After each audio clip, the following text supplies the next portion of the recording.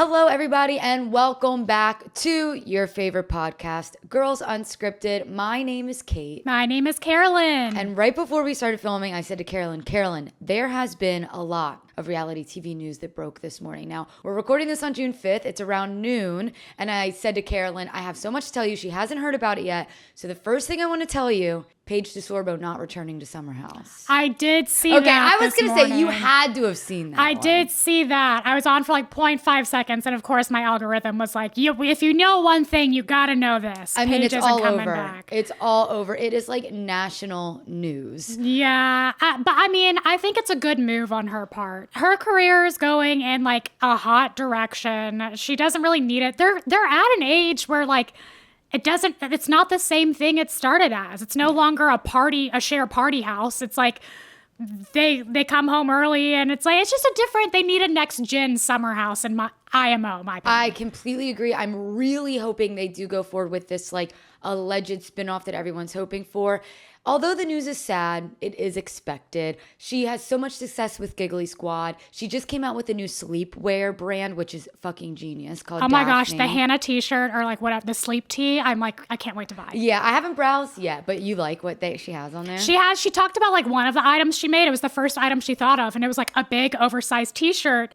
And you know me, I love a big oversized t-shirt. It was inspired by Hannah Berner. And I was like, I'm going to get that ASAP. It has your name literally written all over it. But no, I'm happy for her. I am just interested to see where this leaves the rest of the cast. I just can't see Sierra being on the show without Paige. I just can't. I can't either. She's great in pairs. Like she's a great group addition. I don't know how she would do by herself. She held up better than I thought she would have on The Traitors. On Traitors, she did. And you know what? She does have hot takes, opinions, and this season did show that she isn't afraid to share those. And the last season, the season before that. So I'm not giving her enough credit, but I do wonder. And she's a little bit younger than Paige too, isn't she? Yeah, I think like she's a couple years. Yeah, she's still in her 20s. So maybe her time's not up. But I mean, this has to have Kyle being like, what am I doing here?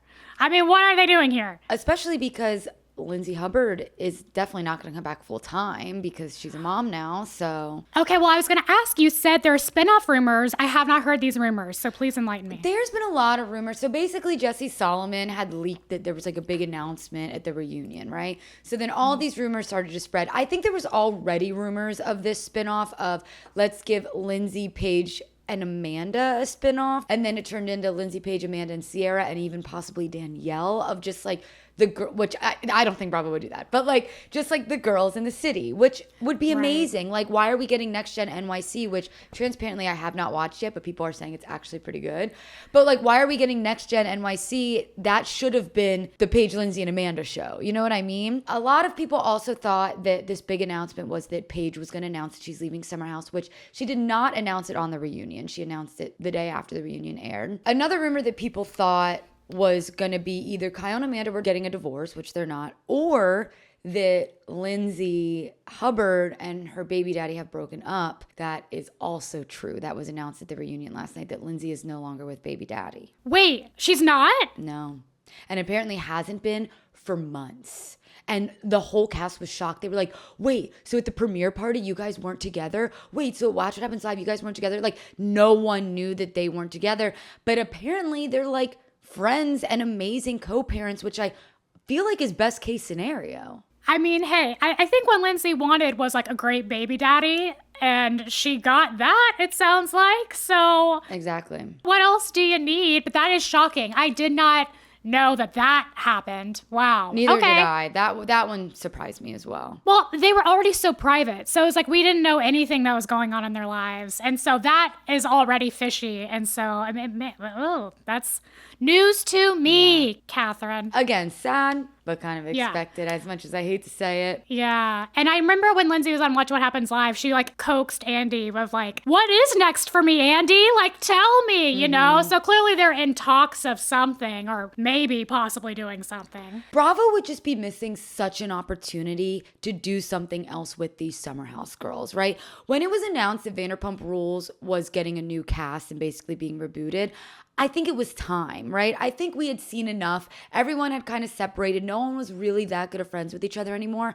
I do not think that that is the case with Summer House. I think there's so much more story to tell, and I would love to watch a show like that. Yeah. I mean, I do too. I started Next Gen, and I didn't watch the whole episode, but I started it. And I remember thinking, like, finally, this is what we needed. Like, I do love the younger generation of blood and opinion and POV and stuff, but I would also love, like, the Next Gen the other way of, like, Yes. of, like, adult Paige and adult Lindsay going through life and everything. So, I mean, I think there's room for everyone to be successful. I want an in-between. I don't want quite like a young Southern Hospitality, Next Gen NYC, but I don't quite want a Real Housewives. I need something right in the middle, and that's what this Lindsay, Paige, Amanda show would be bringing us. Yeah, exactly. And it would be following along with the millennial audience, which is the main audience of Bravo. And we like seeing ourselves in these people because we feel like we've grown up with them. Life challenges are the similar throughout the thing. So, I mean, I think it'd be a good idea. I would definitely watch it. I mean, hot take, Hannah Berner coming back. I can't people not like imagine it? a world where Amanda and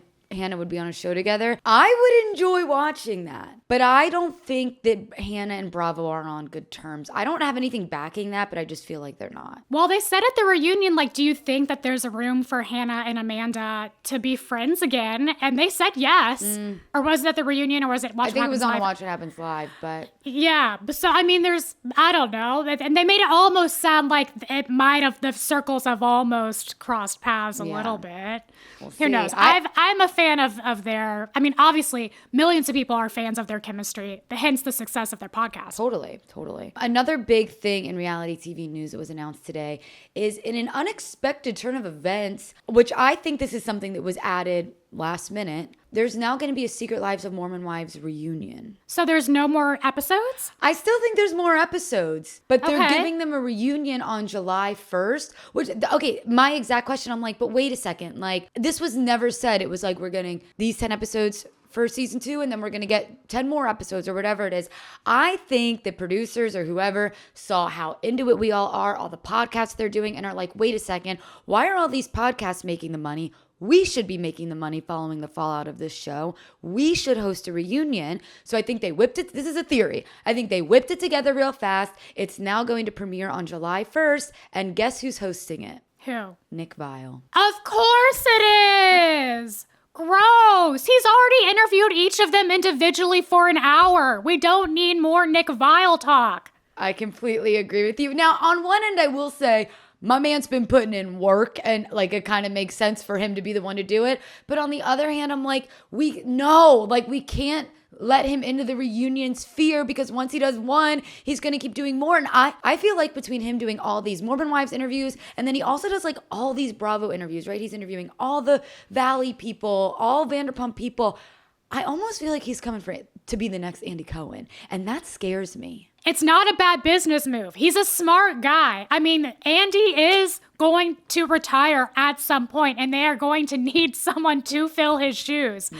And why not go with the person that has coined himself as the Bravo interviewer to replace him? I mean, I think it's genius. Now, do I want that? Not really, because it makes me so sad thinking of a world without Andy Cohen that, like, it ruins my day a little bit. But and having Nick replace him, I just can't see. I can't see the audience going along with that. I don't think so either. So we'll see. Another thing that I learned when this announcement came about the Secret Lives of Mormon Wives reunion is the official Instagram page posted the photos of the outfits of all the girls at the reunion. Were they good? They were good. Okay. Nothing like wowed me, but you know what did Right. wow me? Every single person is there except for Demi. Yikes. I don't know if Demi. that was her choice. I don't know if that was the show's choice, but as far as we know right now, she You is not know at the that was reunion. not the show's choice. But I could see her and her husband being like, we're above this drama. Like, we're choosing to leave. No, that's what I'm saying. The show would like to have Demi there for drama. I see what you're saying. Yes. Surely they asked him. And surely, I mean, they've been getting a lot of heat. So, if you can't, what's the saying about the kitchen and the fire? If you can't stand the heat, get out of the kitchen. That's the one. one of those things. So if you're going to do it, I mean, you might as well show up to play. Totally. I don't know. I hate when people don't show up to the reunions. Still pissed when Lisa Vanderpump did it from Real Housewives of Beverly Hills, like 12 years ago. Yeah, I think everyone is pissed about that one still. But no, I completely agree with you. Taking a pause on the reality TV talk. How are you? How's your life? How are things? Tell me everything. Oh my God, real life things? Real life things, I'm still just a boring ass bitch. I completed a puzzle this week, so like... Give it up for Carolyn, everybody. 500 pieces. Thank That's you so awesome. much. Yes. And this is where I pickleball it, and pun intended, back to Kate to be like, what have you been up to, Kate? And this is where she's like, well, I went to this celebrity thing last night. Where were you last night? It was so random. I got invited to like this pickleball match that was hosted by HBO Max. I brought our producer Rachel. She is a huge pickleball fan. And it was interesting. It was cool. It was like to promote. It was basically the show Hacks, 2 people from the show Hacks versus 2 people from the show The Pit. Now, I don't watch The Pit. I was not familiar with the people that played on The Pit, but the people that played for Hacks was Paul Downs, who plays like the agent, and he is like the writer / creator of Hacks, and Robbie Hoffman, who is on the newest season, who is also Gabby Wendy's girlfriend. I love Bobby. Robbie. No, it's Bobby. It's Robbie. No, it's not. She calls her Bobby. Okay, maybe she does both, but her name online is Robbie. Oh my God. But you probably are more familiar. Maybe that's what she calls her, like, because she's different. Gabby calls her, but I swore. I mean, I could be very, very No, you wrong could be on right. this, but that's so embarrassing because I was just telling Kyle a quote of Robbie's, weird to say, where she was on the John Mulaney show and she was talking about motorcyclists, and she was like, and if you do it, good for you, R.I.P., it's not if, it's when. And so I think she's so funny. Wait, that Robbie, impression Bobby. was really, really good. I'm not going to lie. Thank you. I've been thinking about bringing impressions back a little bit. So I know. No, and she was being like that funny. Now, granted, I don't think she had ever played a game of pickleball in her entire life, which was hilarious. She then like went on the sidelines and was like stealing balls and like throwing them into the game while people were playing to like throw them off. It really was so funny. I love her. That's great. The team Hacks actually ended up winning. So that Wait, no, was Andy exciting. Roddick was there. So Andy Roddick was there, and also Terrell Owens was there. So like midway through, they decided to do 3v3 because Hacks brought in Andy Roddick. So then the Pit was like, well, we're not going to play against 3 people, one of them being tennis professional Andy Roddick. So then they brought in Terrell Owens, who was an NFL football player. It was like a mess, but it was really funny and awesome. That's so funny. Let me just say, you and I could have held our own on that I was court. going to say, I'm surprised you or Rachel didn't raise your damn hands. Well, to be there like, was. You need one? They did have like an open play beforehand, but like Andy Roddick and Terrell Owens were like in open play, and I'm like, I am not going. Yes. YES. Oh, well, There now was I'm too many- pissed at you there was guys too for many not doing that. Too many spectators. I couldn't do it. Oh, it's too nerve-wracking. Oh my God. I would have like airballed it. See, wrong sport even. I would have sucked. But to hit with Andy Roddick, that's like legendary. I'll be honest, I didn't really know what Andy Roddick looked like. I was expecting like an older dude with like white hair, and then when I saw him, I was like, Andy Roddick is hot. Oh, Andy Roddick is fine. Kyle and I watched that tennis show on Netflix, which is actually very fun to watch. It's like Drive, but for tennis. Okay. Watch it sometime. Don't tell Jax Taylor and Kristen Doty. No, not like the movie Drive, not Drive. Formula. Sorry, it's like. Oh, like F1. And it's like at Formula One, yes. Oh my God, not Drive. Can you imagine Drive, but Yeah. I honestly couldn't wrap my head around it, but I was choosing to believe you. Ryan Gosling, Oh my God, so funny. Anyways, yeah, good show. Watch it. Okay, there's your tip. Oh wait, can I ask you one more question? Oh, yeah. Did you watch Love Island? I did. I only watched the first episode. Okay, I haven't watched any of it, so I just wanted to know your opinions. My before I do. review so far after seeing the first episode, 2 thumbs up. God. I enjoyed Great. it. I think the cast is good. I was hooked. And you don't like Love Island USA.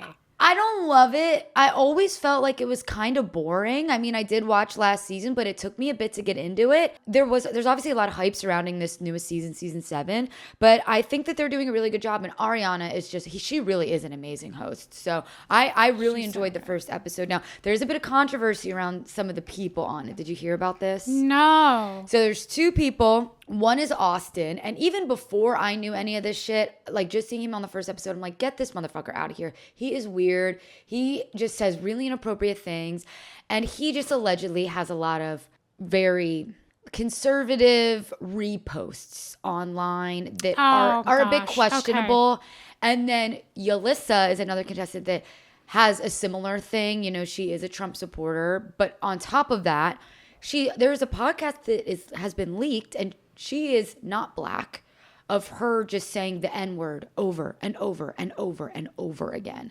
Now, I haven't seen the second episode, but I did hear that she's already left the villa unexplainably. It just says Yalissa's left the villa. Why are people not checking these threads beforehand? If we, like, online people can find it, you producers that do background checks should be able to find it. 100% can find it. Oh my gosh, interesting. Well, now I can't wait to watch. It did stem one of my favorite TikTok comments where someone said, Yalissa, more like you leaving. And I just love it. I think people are so funny. TikTok is so funny. They're so funny. TikTok is so funny. Yeah, I can't wait for you to watch. It's good. It is overwhelming to watch one episode every day. Though, like, I will not be up to date. Okay, I'm gonna watch it at my own pace here. You know what it's great to do with? Puzzles. Ooh. Like, it's not stimulating enough for me to just sit and watch them do it. But like, if I'm doing something else, it's more interesting. Are you telling me I need to buy a puzzle? Someone has a birthday party coming up. That's all I'm saying. I'll be expecting a puzzle.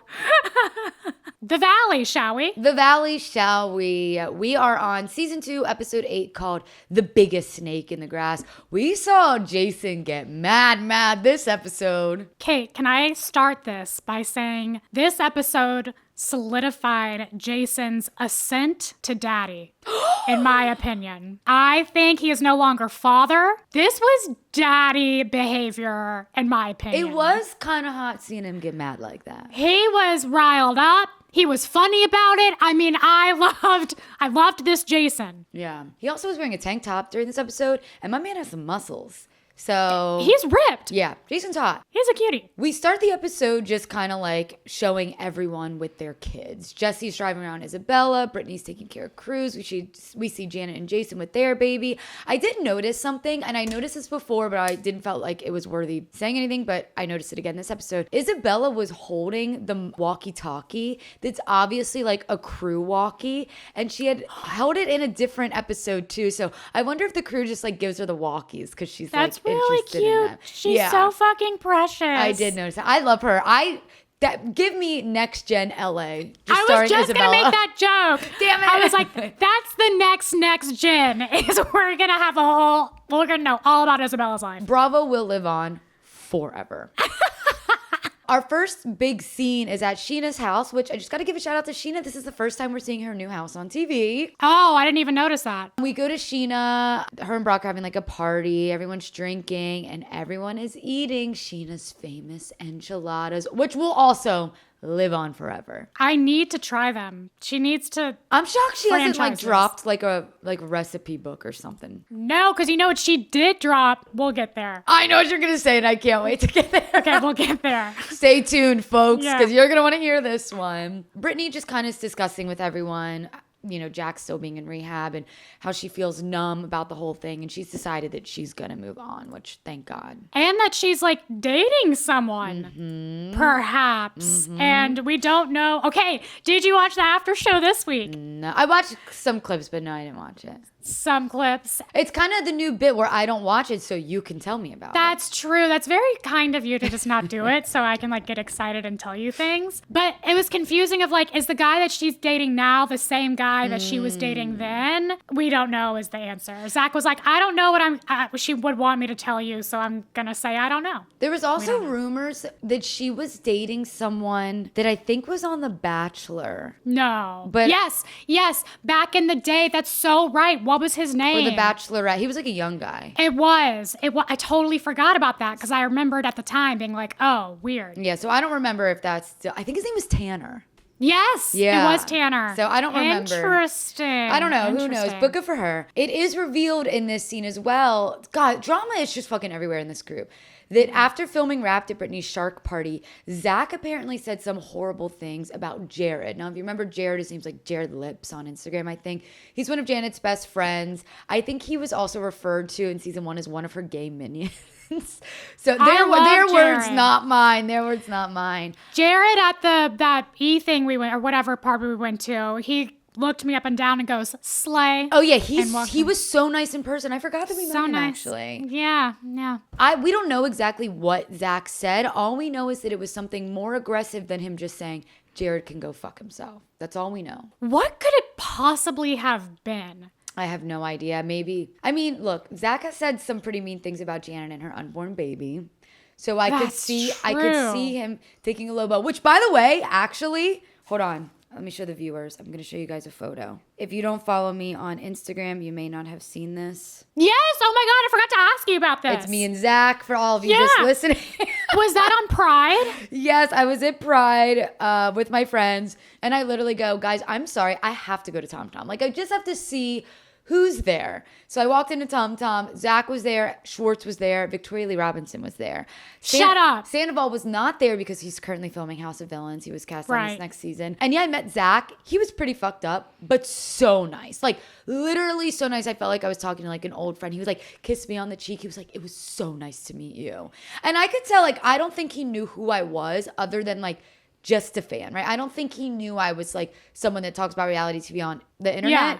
Yeah. So that even meant more to me that he just was so nice to me. There wasn't like an incentive. So honestly, I'm a fan of Zach. I love that. I love how it just takes one interaction with these people. That's why there's so much pressure on them to be nice to fucking everybody when they see out. Because it's like, we say either they're great or they're not based on the 2 seconds we meet them. We're like, if you're nice to me, I ride for you. Although, here's the thing.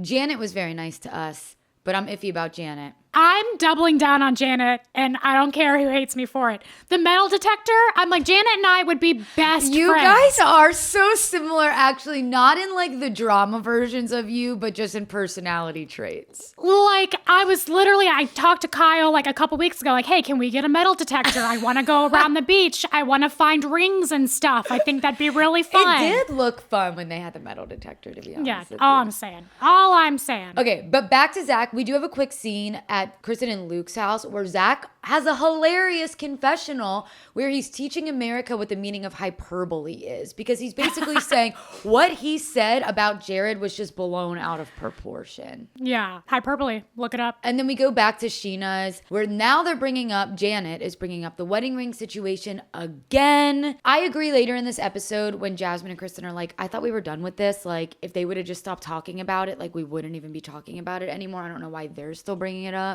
But that's also, you devil's advocate, that's kind of rich for Jasmine to say, who has brought up the drinking thing with Danny over and over and over again. But Jasmine doesn't want that to go away. Danny wants that to go away. So it doesn't matter. I think like Janet and Jason want the wedding ring thing to go away, yet they keep bringing it back up.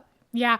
I mean, I felt for them a little bit because they don't want to be viewed as like pushovers, right? Like, I feel like Janet and Jason were like the normal people that got into this group. And they're just like not exactly sure how to act, or like they're just, I don't know. They just seem more like lay people than... not in a bad way. I just think that they're learning how to like navigate reality TV a little bit. And like, if someone does do something bad to you, do you just let it slip? Because in real life, Jason would let it slip. Yeah. You know, he would want it to go away. But they're like, well, we're on a show. Yeah. So now my mom's going to see it. My mom's pissed off about it. So now, is it weird that I didn't say anything? I don't know. Maybe I should say something. It would be hard. I agree with you. And yet I think that Janet and Jason have different motives. I think Jason genuinely wants to clear his name. I think he's hurt by this and just wants to be like, dude, like, I would never do that. I think Janet wants a reason to continue fighting to make people look worse than she's looking. Yeah. Okay, man, people give Janet so much hate. I know. I got to give this girl a hug. See, she needs you. She needs one person on her side. I'm not officially against Janet. I just do not like the way she's going about things. I think, I don't know. I just find that so interesting because everyone else is bringing stuff up like over and over again. But you're right. It's like if they want it to die, it could just die. Right. But I don't know, it also, and again, we'll get there, but it rubbed me wrong how Jasmine and Janet's conversation went. Yeah. Like, I felt like she was immediately like attacked without saying too much. I don't know. We'll get there, Yeah, but I do think people are hard on Janet. Did you know, I also just learned this, I think it was revealed last season though, that allegedly, actually it's not alleged, I think it's confirmed.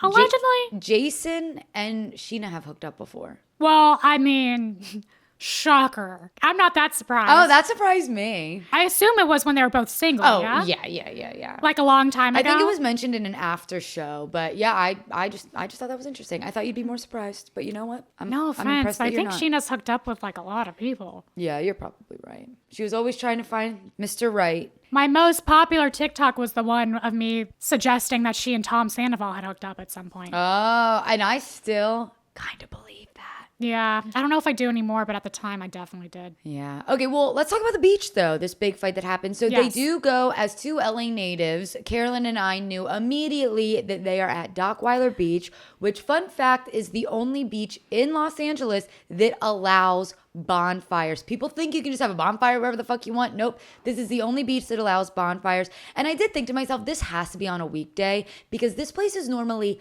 packed and there's like no Yeah. one in the parking lot. Yeah, especially when did they film this? It was the summertime, I think. I knew immediately it was Dockweiler. Dockweiler's the best. Yeah, it's During fun. COVID, it was really great too. 'cause you During could be outside. COVID, it was like the wild Yeah. west. Oh my God. That's where the party was at. There was parties everywhere on that beach. I was like, we're just doing this shit out in the open. There was like Yeah. DJs, lights, drinking. I'm like, we're in public. I remember my friend Jono did like a DJ set on the beach once and we were all like dancing and it was nighttime. And I looked down next to me and there were two children. like 8 and 9 years old. And I was like, where is your mom? But they wanted to come party on the beach with us, I guess. Love that for them. Yeah, it was awesome. Love it. So nothing good ever happens at a beach day. Janet and Jason do bring the metal detector, which is really cute. Aaron is there with Michelle wearing the fucking ugliest outfit I've ever seen in my life. He's in a huge furry hat, big aviator sunglasses, and a cardigan. I don't know about this guy. No comment, just laughter. I just I loved don't- that reaction to I that. just don't know about this guy. It took me, I didn't even realize it was Aaron. Like, I don't know. I Yeah, just me wasn't neither. paying enough attention. Me neither. And then I was like, wait, who is that guy? And I was like, oh, that's Aaron. I had the same exact reaction. I was like, what the? Oh. And we do know that the whole premise of this beach day is going to be surrounded by this whole ring thing because Kristen says in a talking head that she heard from a little birdie, aka Sheena, that Janet's still yapping about this. And Kristen says, if you're going to keep talking about Danny and Nia, then I'm going to keep talking about you in a very evil way. Yes, in a very Kristen way. So before we get into like the big drama, right? We do learn that Brittany's going on a date after the beach day. That's why she looks so cute. And then Brittany decides it's a great idea to play Truth or Dare. AKA the producers thought it was a great time to play Truth or Dare. I learned way too much during I this Truth or learned Dare not game. enough. I wanted it to keep going. Okay, that's actually true. Give me a whole episode of them just spilling their sex secrets. Even though it's like almost hearing about like my parents. Like I like Yeah. ugh, like I don't want to know. And this is where we learn that Sheena suffers from hemorrhoids, which it makes sense, but I did not realize that anal can be a catalyst for hemorrhoids, as well as giving birth, obviously. And that is why Sheena has done the brand deal of the century. Within 5 minutes of that episode airing, she has a homemade video of her with a Preparation H little tube being like, and that's why I use Preparation H. I gotta admit, it was fucking genius. It was so good. And I don't know, I give her credit. Like, she is, in the whole thing, she keeps saying, like, she's trying to normalize butt health. And it is kind of like an awkward thing to talk about. But at the same time, like, I do think it's good that she talked about it. So just to double back, in the episode, they played Truth or Dare and someone asked Sheena how big Brock's dick is. She said it doesn't matter how long it is. It's really the girth that matters. And Yeah, which then- was an interesting answer, by the way. and I did not want to get that visual, and then I got the visual, and I hated it. That was a weird answer. I felt weird for Brock in that moment. She does admit that she got hemorrhoids after they had anal. So I was surprised that she admitted that on camera. I just think the whole situation's so funny. You know that Preparation H Marketing saw that scene within a day, just rapidly set up Sheena to do a promo for it. That's why it's like this rushed, random. She's in workout gear. She's just there. She's not mic'd. It's just her in her house being like, and Preparation H. And you know she got paid a ton for it. Yeah, and you know what? More power to her. It honestly, when Sheena leans into Sheena, I like Sheena. And we all love Sheena, I think. Yeah. I think people like her when she leans into It's Sheena. when Most she people. tries to act like someone else. Like, just lean into who you are, and I think we'd all accept you. I loved the Preparation H. Quote me on that. Her and Lindsay Hubbard are just, they're geniuses. Yeah, very smart. Okay, now let's get into the whole Jasmine and Janet fight. Jasmine has not even been on this beach for 5 minutes. She's already had it up to here with Janet. It was never going to be a good conversation. Now, granted, though, it was never meant to be a conversation between Janet and Jasmine. This was meant to be a conversation between Jason and Jasmine, which there's too many fucking J names for me, but between Jason and Jasmine to kind of hash out their shit. So I understood Jasmine getting frustrated when Janet inserted herself because it was going great until Janet inserted herself. I don't think it was going great. I think Jasmine came in already so on edge that, because think of it in Janet's perspective. If Jasmine's saying, I heard this about Jason, again, so many J names, this is so confusing. If I heard this about my husband, of course she's gonna have, her suds are gonna be high about it. Suds are subjective units of distress. So they're all coming in with high suds. So any little thing is gonna set people off, but I think they needed to give each other some grace with it because Janet only said like a couple things. She did insert herself, but to have the idea that Janet shouldn't be affected at all by this rumor, I think is unfair to Janet and their marriage. Because I feel like she just said, where did you hear it? I want to hear it. And yes, she said it aggressively, but I mean, man, it went from 0 to 60 in terms of you're bipolar, Karen energy, everyone hates you, blah, blah, blah. And I personally don't think Janet said anything to warrant that. There was definitely some things already bubbling up in Jasmine. I agree. In that conversation, Jasmine did just kind of spill, right? I think there was stuff leading up to it that maybe we don't know about. I also think that maybe from Jasmine's perspective, and also a lot of the other cast members' perspective, they cleared this up at the shark party. So why are we still talking about it? Again, I'm just playing devil's advocate. I also don't understand why everyone is coming so hard at Jasmine. You know what? You're a Janet apologist. I'm a Jasmine apologist. Which is good for us, I think. Yeah. I just don't understand why everyone's coming so hard at Jasmine. Are people coming hard at Jasmine? Yes. This is like they're mad at Jasmine for bringing this up, for spreading this I thought you rumor. meant online. I thought you meant online. Oh, no. Okay, Just like gotcha. on the show. Yeah. But Jasmine is not the one that brought up the rumor on camera. Kristen is the one that brought it up on camera. Sure, Jasmine did hear the rumor, okay? Whenever the fuck she heard it. And sure, Jasmine did tell people about it. But then it went away. Jasmine isn't bringing this up on camera a fucking year later. Kristen is. So why are we yelling at Jasmine? Okay, I hear you and I understand that perspective because it is true. This really didn't have anything to do with Jasmine except her repeating a rumor years ago. Yeah. But I think, if anything, this is just another example of how Dodie's like a genius in what she does. Of somehow there's no heat on her for this. She is the puppet master. It's all on Jasmine. So I see, and again, suds are high for everyone. Jasmine's coming in saying, I don't know why this has anything to do with me. Janet's coming in saying, I'm protecting my marriage. Jason's coming in saying, I thought we were friends. And so it was a tinderbox from the beginning. And Jason is mad. Like you can tell it's like reality TV is off. Real life is on. He is screaming at Jasmine, saying, you're two-faced, you broke my heart. And Jasmine, I do get her frustration at the same time, where she's like, dude, I'm not even mad at you. I just don't like Janet. But then to play devil's advocate of that, it's like, well, Janet's my wife. Yeah. So like my life partner, mother of my kids. I'm not gonna like align with you in the I hate Janet train, obviously. Yeah. Jason here, he also says, I'm just a regular person. I don't talk shit on anybody, which is just, I think, him basically saying like, I'm not doing things for reality TV like you guys are. I'm a real guy, and like, but you're I think hurting that's me. part of the problem Yes, here is I that they're agree. not reality TV people. I agree. Like they're in a situation that they just don't quite know how to move around. I agree. I do understand all of their frustrations here, right? And I do get Jasmine and Jason were trying to have an isolated conversation. And just because Jasmine is mad at Janet doesn't mean that she's mad at Jason. But I don't think what Jasmine's understanding is they come as a pair. But it's a really tricky situation because now the two of them, Jason and Jasmine, feel like they lost a friend in each other. And I do kind of blame Janet for it. Because I do believe if Jason and Jasmine would have had a one-on-one conversation, they would have shook hands, apologized, and been done with it.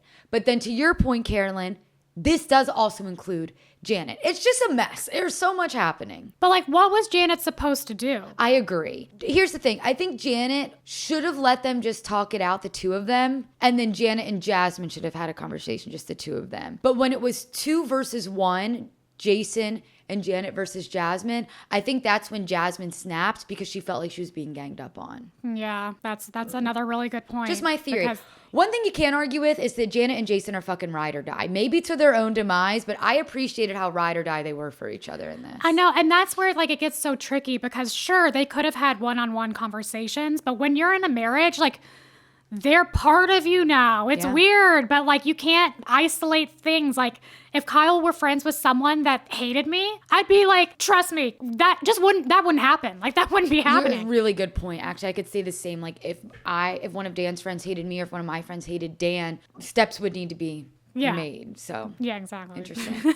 That's a good way to put it. Steps would need to be made. I don't even know if that's a phrase. It is now. All right. Now we go to some breakfast in North Hollywood where we're dealing with a separate drama. We have Brittany, Zach, Nia, and Kristen. They're grabbing breakfast. I think it's at Republic of Pie. Is that where it was? Okay. I actually wasn't sure. I couldn't grasp it. But that's a very famous place, which I've never been and I would like to. I heard it's really good. Really nice. Yeah. Yummy. They debrief Brittany's date. She revealed she actually met him at Jax's Studio City, which is hilarious. They keep kind of talking about the Jason Janet ring thing, which it's like ad nauseum. I'm done talking about that now. Yeah. Zach then confides in Brittany that he feels like Janet comes between them. That is not the first time we've heard this. No. Kristen says she also feels the same way. And then I will say I think that Brittany's being pretty diplomatic in this conversation. Like she shouldn't have to choose sides. And I do feel like they're kind of making her choose sides.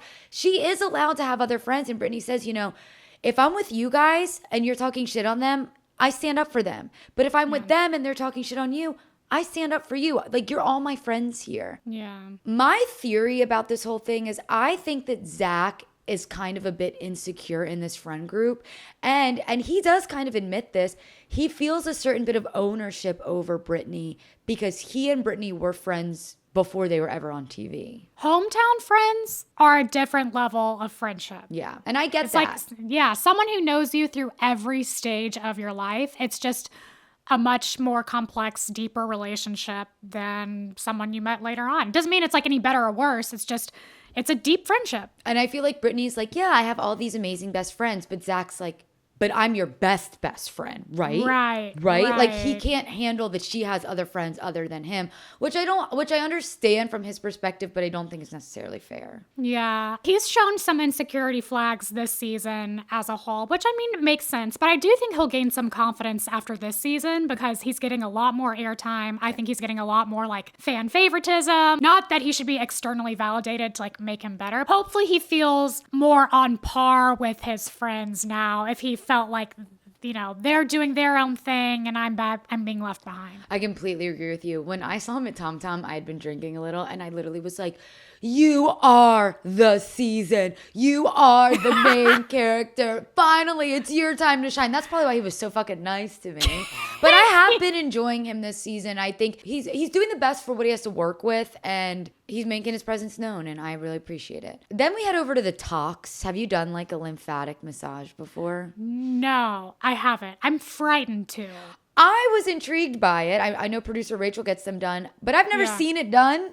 And that looked a little painful. I mean, it was way more involved than I thought. I thought it was just going to be like a massage where they just like extra go hard on your lymph node areas. But this was like a process. It was a process. Really not much big happenings in this scene. Danny and Nia just discuss having another kid. I was going to say, I don't even remember what they talked about. Yeah, which we now know they're pregnant. Good for them. Moving on. We go to Janet and Jason's house. It's revealed that Janet has been crying all day because she's upset about her friend issues, and she doesn't quite understand why Jasmine talked to her the way that she did. I do understand this. Jasmine did yell at her. Yeah, Jasmine, that was burning a bridge, in my opinion. If a friend ever said those things to me, I would think, oh, you've hated me for a long time. That's a weird thing for friends to have done. Yeah. Oh, you have not been truthful with me for years about where I thought we were. Like, oh, you're just not who I thought you were, period. Yeah. I mean, I would be devastated if someone said those things to me of who I thought was a great friend. And this is where it goes back and forth of he said, she said, which is funny because the same thing happened with Zach, with Janet saying their friendship wasn't as big as it was that Zach was saying. Now Janet's saying our friendship was bigger than Jasmine is saying it was. So I mean, it's just human dynamics, people. Friends are going to be different friends in different relationships. Yeah. It's all relative. Really good point. Yeah, and Janet says that she kind of feels like she was dumped out of nowhere. I get that. I do get that. I see her side of it. Now we see Jason FaceTiming Jax in rehab. Did you know, I actually saw somebody posted this on TikTok. If you go back and watch the episode, it's weird. Jason is FaceTiming Jax on an iPhone in some shots, but then in other shots, he's FaceTiming Jax on an Android. And it is known that Jason has an Android because that's why he's not in the guys chat. So it is weird that he initially is FaceTiming Jax on this iPhone. It's weird. Like, it just doesn't make sense. And then all the comments are like, is this proof that Jax isn't actually in rehab and he's hiding out in Alex Baskin's pool house somewhere? It just is weird. It really doesn't mean anything, but it was interesting that somebody flagged that on TikTok. Yeah, it's more interesting to me that producers didn't catch that. Because, I mean, what happens is they shoot these scenes, there are conversations, and then they're going to have to go back and redo certain things for clarity of story. And so, like, they went back and redid it like, okay, now will you say this exact line when you said there? Like, but Jax, what are you going to do now with Brittany? Like, in real conversations, sometimes it isn't that cut and dry, but we as audiences need it to be cut and dry to be able to follow the story. So I'm just like, producers, that's a big detail to miss. Exactly. I gotta say though, when it comes to Jax and these rehab videos and FaceTimes, I tune out every single time this man is on my screen. Nothing he says is the truth. So I just feel like, why am I wasting my time and energy listening to him? Kate, it was so funny on the after show. I mean, they were doing back and forth with Jax and Brittany, and it could have been about fucking anything, and it would have been like the polar opposite from each thing. It was like, well, did you tell Brittany? Jax was like, oh yeah. Brittany was like, and Jax never told me anything. It's like, well, did you send it to Brittany? And he's like, oh yeah, I sent it to her. And he's like, and Jax never sent me anything. And it was like, it was back and forth for like 5 different shots of them being completely on different pages, to the point where I was like, this man is just frighteningly good at lying. No, like it's exhausting, and it's not even like fun. Like it's just like, I genuinely do feel this way. Why am I wasting my time watching scenes with him? Like okay, in this conversation, you know how he says he's going to give the whole feed over to Brittany? Yeah, didn't happen. He never did that. I did hear that. Yeah, like he never did that. No. The wedding rings, he has them. Brittany still doesn't know where they are. She doesn't even know that he has them. And they're like, does Brittany know that you have the rings? And he was like, oh yeah, we talked about it. Yeah. What? It's horrible. So yeah, in this scene, like I said, I don't want to fucking listen to it, but we have this podcast, so I had to listen to it for you. Of course, the first thing he says is he's still mad about the whole Julian thing. Get over it. Yeah. He says he's pushed Brittany away and he didn't even see it. This is a wake-up call. He wants to break this cycle. He said, I'm so used to treating her like shit and I didn't even see it because, once again blaming Brittany, she let me get away with it for so long. Then Jason tells Jax he needs to pay the mortgage, and like Carolyn said, he reveals that he's made so much money on this podcast that he's going to pay it off and give the podcast to Brittany, which, to no one's surprise, that was a lie. It's just horrible. Something I did learn recently, though, is that Janet went on the Viall Files and I listened to it, and Janet says that Jason and Jax are actually really good friends outside of the show, which I didn't think was true. She said that Jason is the only person that Jax will listen to and that Jax trusts, and that in 2020 they saw like a really different side of Jax. They had so much fun hanging out with him and felt like they saw like this good guy side of Jax. So like there is a real friendship between Jason and Jax, which I didn't expect. I think I even said on the pod, like, it's so fake that Jason's driving him to rehab. Yeah, we did talk about that. It's just so hard to believe that like Jason still falls for Jax's bullshit. Like, he's such a smart guy. He's a lawyer. Like, he's clearly, like, emotionally intelligent. Does he not realize that Jax literally will say anything to what he thinks Jason wants to hear. You would think that he would be able to see right through it, but I also fear if maybe people don't watch Vanderpump Rules, like they don't know how he really is. Right, because that's what like sociopaths like are so charming. Yeah, it's crazy. It's Narcissists, they can like they have their ways. Speaking of fucking narcissist, crazy psychopath, stalker, we now have a scene at Brittany and Jax's house. Brittany is there with her mom, and she expresses that she's taking over the mortgage, even though she still has to pay the rental. She's moving back into her house, and she's covering up the security cameras, okay? Then she decides to FaceTime Jax's sister, Jenny, who we've seen on the show a couple times, just to show so Cruz can say hi, and they kind of debrief what's going down with Jax. This is where it reveals that her wedding band and engagement ring are missing. And then in a wild turn of events, in something I have rarely seen done on Bravo shows, a producer walks into frame during filming, holding up her phone while Brittany is FaceTiming Jax's sister with a text from Jax that says, "Make sure you get that on film. I can hear everything. Childish behavior." Okay? This is when it is revealed that Brittany's security cameras in her house don't even capture sound. She's not only covered up the cameras, they don't cover sound. So Brittany thinks that Jax has planted something in their house that she doesn't know about. Pfft, what the fuck? This is where I don't entirely understand why Brittany won't hire a lawyer. At some point, I think it's the healthiest decision for them to communicate through other parties. And I know that's a horrible thing to say, like, you don't want to split up parents and all that stuff, but there are some instances where I think it's healthier for everyone to like have communication be separate for a while, because this is so unhealthy. This is so toxic and manipulative and traumatizing. I mean, like, she's going to be paranoid for years that there are like things in her coffee cups. Like, I think it's deplorable. I think it's sick. But what's interesting though is like, and again, this might be a trauma response, she's kind of laughing about it. And in the it is a trauma response. And in the after show, she's kind of laughing about it. And it makes me feel bad. And I agree with you. There should be lawyers involved. And on top of that, this man is stalking her. Okay. Yeah. Like, this is very scary. Production sees that this is happening. And yet he's still allowed back on the show and given a redemption arc. Yeah. As far as we're concerned. I mean, it seems like he's getting a redemption arc right now with all these sad videos we're seeing of him from rehab, and we see him come back and hoping he's going to be a better person. And Janet does say on Vial Files, we don't hold his feet to the fire when he comes back to the show because we wanted to see if he was a changed person. No one really is giving Jack shit. So I think he's going to get a redemption arc at the end of this season. And why? And now, talk about manipulation. So Brittany hangs up on the phone with Jenny because Jack starts calling her. Keep in mind, Jax knows she's on the phone with Jenny. Okay, he's watching it somehow. Right. Jenny then calls Brittany back and says he's going to the hospital because his blood pressure is high. Again, this is his way of blaming Brittany and making things seem like it's Brittany's fault. Oh, you're going to talk about me on camera? Well, now I'm going to the hospital because I'm having a heart attack. Shut up.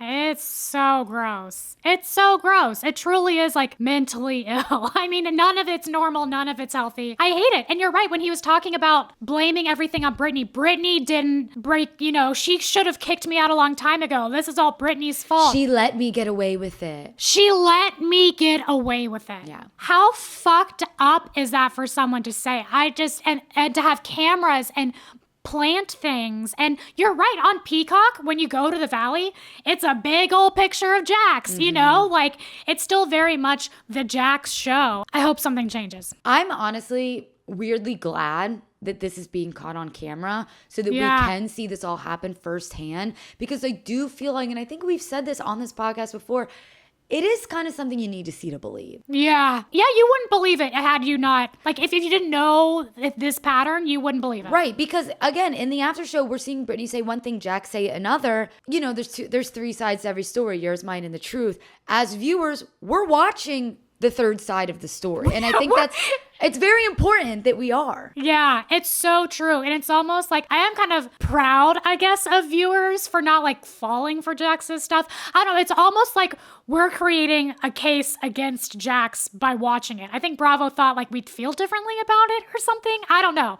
We're not saying we see right through what he's doing. I don't think anyone's like, wow, he's so grown now. No one's thinking that when they learn that he's planted a bug in his ex-wife's house. As much as I hate to say this, I'm sure there are some people that still feel that way. I know. He's a changed man. We love Jax. I think the zeitgeist is on Britney's side. I agree. I don't even know if a lot of people are necessarily on Britney's side, because I think Britney pisses a lot of people off too. All that matters is I don't really think this is Team Jax or Team Britney. I think it's just get Jax off of our screens. He's a horrible person. Yeah. Goodbye, Kyle. Team goodbye, Jax. Goodbye, Jax. Goodbye, Jax. Goodbye, Jax. We need a scene of Ken Todd screaming goodbye, Jax. Just pointing.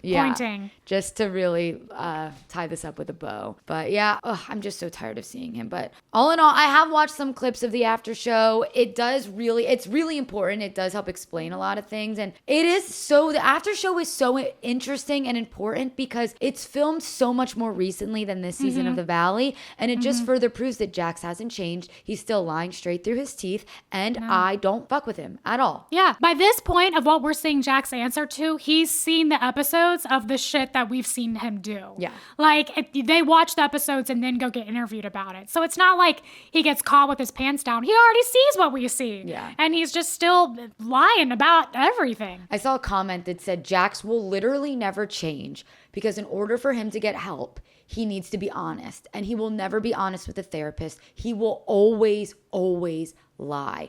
I also feel that he might not even think that he's lying. I think there's a world where he genuinely sees these situations in a way that favors him, and that's what he thinks the truth is. Okay, did you see one of our viewers commented that 29, I said last week 29 was what he earned on the narcissist scale?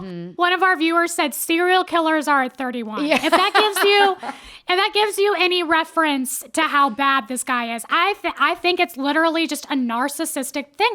And he even told us in a weird way to manipulate the viewers that he knows he's narcissistic and that the doctors told him that's the only thing that they can't treat. Therapy can only help so much because it's just like who he is. Yeah. It's a disorder. Yeah. It's sad. It's sad. It is sad. It's not, look, I don't watch The Valley to feel good and have fun. Yeah, that's for sure. But that's when we go to Summer House or like TikTok. Exactly. Yeah. Just put me on TikTok, please. Yeah. Well, overall, another depressing episode. Entertaining nonetheless. Yeah. Entertaining. Here's the thing. It can be depressing, but entertaining. And as always, thank you guys for listening to Girls Unscripted, even though it's been heavy these past couple of Valley episodes. Yeah. We should end with like some fart noises or something to like make it a little bit lighter. See, there we go. Now the room is so much lighter. Yay. That's the perfect way to end it. Awesome. We'll end on a fake fart. Thank you guys. We love you. Like, rate, subscribe. Make a fart noise of your own to make yourself giggle. Carolyn, let me hear you make a fart noise before we say bye. That was a wet one. I haven't done that since I think I was like 12. I put my hands, like my mouth in my hands. It was good. It was good. It was the perfect way to end. Thank you guys. I think that was really great. Thank you guys. Bye-bye. Bye.